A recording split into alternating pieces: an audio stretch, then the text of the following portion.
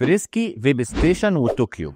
اوعى تستخدم اي حاجه من دول والا هتندم. لاحظت في الكومنتس دول اكتر 3 اسامي انا بتسال عليهم وهل هم كويسين ولا لا، والكومن فاكتور ما بين الثلاثه ان مين فيهم عامل اعلى نسبه ايس وقوه ووضوح الطعم، والكومن فاكتور الثاني ان اغلبهم سولت نيكوتين. لكن الكومن فاكتور بالنسبه لي الاهم ان 90% من اللي بيكتبوا لي الكومنتس دول سن صغير او على الاقل 20 سنه. انا مش جاي اقول لك النهارده مين حلو ومين وحش، دي مش قصتي. الليكويد الزيتي او الزيتي بيبقى طعمه قوي جدا لكنه مضر جدا. انا هنا عشان اقول لك حاجه تانية خالص.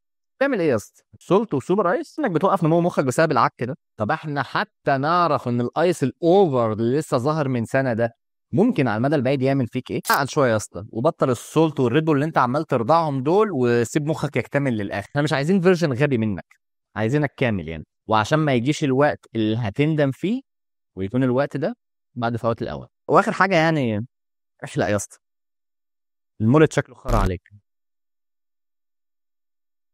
سلام.